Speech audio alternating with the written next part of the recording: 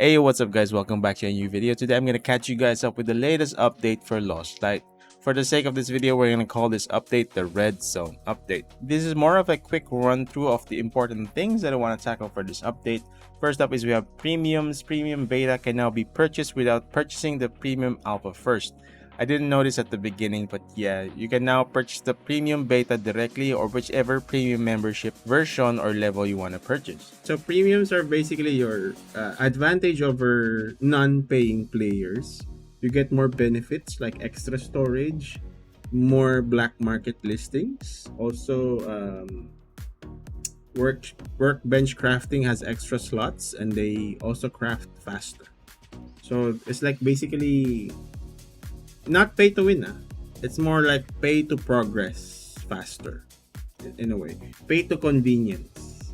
You also get some cool things like advanced tactical pouches or free. No, that not free because you bought it with money. A daily chest, yada yada yada. But now before, like these are in two tiers. So the alpha is like the cheaper one, and the beta is the more expensive one. Again, how they differ. The alpha has like pretty basic advantage or perks, while the beta has better versions of those.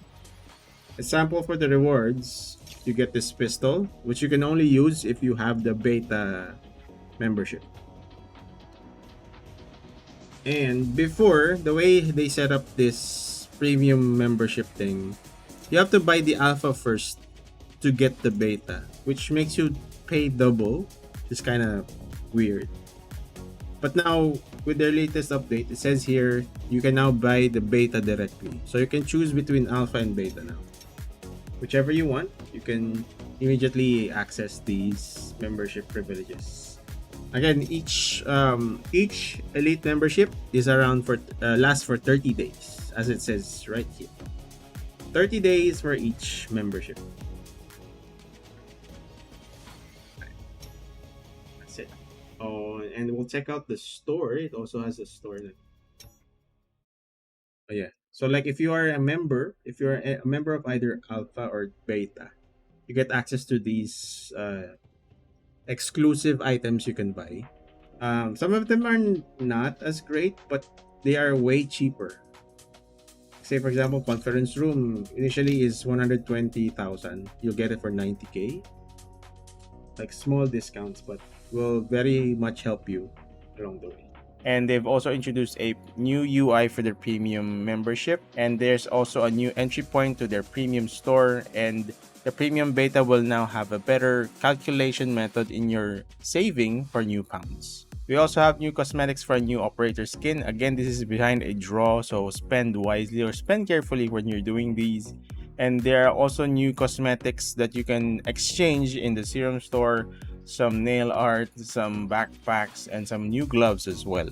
Next up is ARK Company Red Zone. This is Lost Light's take on a more challenging game mode where the radiation sandstorm is more frequent, there are no respawns, and loot is higher in value. And take note of this, that they have also stated that sound indicators, detection balls, or any tactical items for detection, and EMP grenades are not usable here, but as shown in this gameplay, it seems that they have not applied this thoroughly. It's a big miss to a good opportunity for a game mode, but it's also worth noting that the preparation screen tells us that it can host up to 11 players.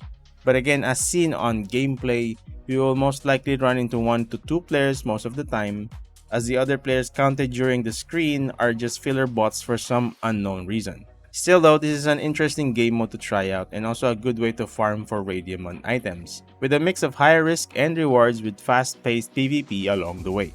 Hopefully they patch this out again where they do apply it that no sound indicators, no detection balls and EMP grenades or any other tactical advantage is applied, where it can be played just as a normal down-to-earth grounded extraction shooter. I'm really expecting a lot for this game mode, and I'm really having high hopes that it will be better. Next up, we also have the dog tag coin hunt coming back, but will only be playable on both Akiyama and the AF Factory.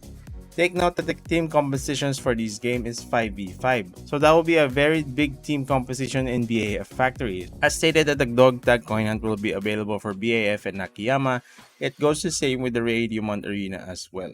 They seem to be retiring the other maps in the meantime for these specific game modes to give more focus and testing on these updated maps, but take note every other map is still accessible through the normal PvP raids.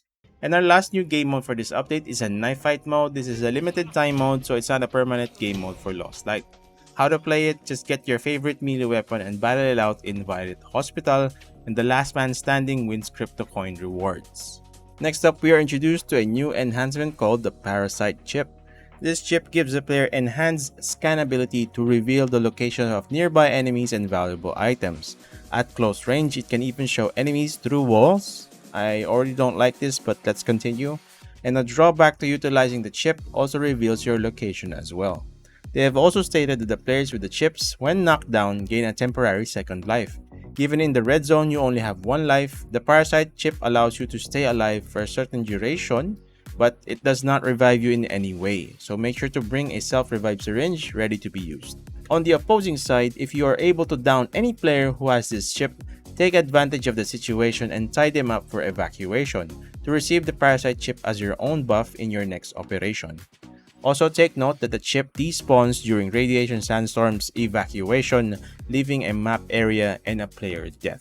For weapons, the patch notes state only 2 weapons, but we actually have 4 new ones. We have the GRA95AR, the GPA92G Pistol/SMG, the Frost Cannon, and the all-expensive Shadow Breath AR. For the Shadow Breath AR, I feel like it's not supposed to be introduced yet and may have been mistakenly added as a lootable weapon in the red zone. As seen at the menu cinematics, we have seen a new operator introduced to the game, but it's not promoted in the shop or in any art material upon logging in. This operator will definitely be obtainable through the gacha mechanic system again, so I highly advise against this, but if you truly insist, please do spend with moderation. Going back with the new AR and the Pistol/SMG, both the GRA95 and GPA92G both have the Press the Attack skill, where with this skill, when an enemy is detected with any tactical item and you attack them, you will deal extra 20% damage towards them. This kinda confused me, as we can see the problem with detection balls in this game being broken and overused, even though it has been nerfed to have a 10-second cooldown now. In my opinion, it should be longer, while this weapon skill also encourages us to use them more. So I don't really know how to feel about this one, but feel free to try out the skill for yourself. Speaking of nerfs, we also have a nerf incoming for the Purple Ninja Phantom. If you didn't know, when he is about to do his execution move on your teammate, you can prevent it by shooting the pet itself. They have now made this animation of winding up his sword a little longer, which will give you more time to counter the execution. Good news for iOS users, redemption codes are now available for iOS devices. Honestly, I did not know that this was not working, but here we are, all patched up, so share those codes with your friends on iOS. Next up is an adjustment to the rolled up backpacks. Backpacks that have been rolled up can no longer be placed in your tactical saddlebag. And one important tip that they have stated in the patch, please take out the rolled up backpack from your tactical saddlebag and do not bring it into the dog tag coin hunt. This is kind of a weird instruction. I just rather have them prevent it to be brought in the first place. We don't have to manually do it ourselves. Again, as they've stated here, if it's dropped in this mode, you won't be able to retrieve it, and it will not be returned after the game ends. Next up, you can now bring your Helo sources inside a raid during a radiation sandstorm. As originally, when a radiation sandstorm occurs and you have a Helo source in your hands or in your backpack, they will be contaminated immediately. But for this instance, in their new update, they will not be contaminated during this first instance, but will be contaminated in the next instance. So they've also updated the spawn areas for these specific crystals for both Akiyama and Violet Hospital. Next up, as they have stated, to ensure a friendly space in the community, yeah right, temporary team-ups are now much longer compared to before. So rescues are now more useful for temporary team-ups, as you can team up much longer with the people you rescue in your operations. Next up, we have new sets of outfits introduced for Heidi. We have a maid outfit and also a Chinese New Year version of a dress. And you can also purchase these outfits from her store. And last but not the least, we're introduced to a storage for rent feature where you can pay Heidi for extra storage space for a certain duration. And these are the mid-season updates for Lost Light, specifically for the Red Zone. I really hope they fix that game mode because I'm very interested in playing that game mode a lot more. Currently, it's only playable for solos, but hopefully they open it for other team compositions as well. It's a more challenging way of playing the game for those who have been tired of the usual gameplay loop or mechanic. The ARK Company Red Zone map is a good place for you to challenge yourselves as well. But again, I really hope they fix that. They stated it in the patch notes that detection balls and EMP stuff or like tactical things should not be usable in this map. But again, it's still usable. In my first playthrough, I spawned in one room and I'm already getting spammed by these detection balls and everything.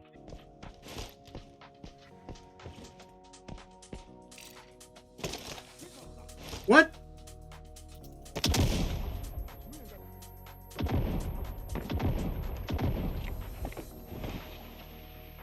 But that's not allowed.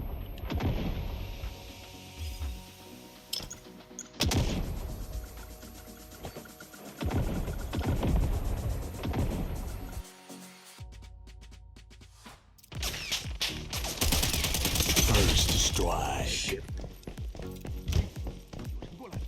Double kill. Again, they're still having an issue with these tactical items. They should really put a limit on these things. But again, these are just my thoughts. I'd love to hear everybody's thoughts as well. So what do you guys think about this update? Is it good? Is it bad? Let me know in the comment section below. If you guys found this video helpful, make sure to drop a like and also subscribe here if you're new. If you want to catch up on more Lost Light or extraction shooters in general, be sure to be a subscriber on the channel and support the channel. And I hope to see you guys in the next video. Thank you so much. Goodbye, guys.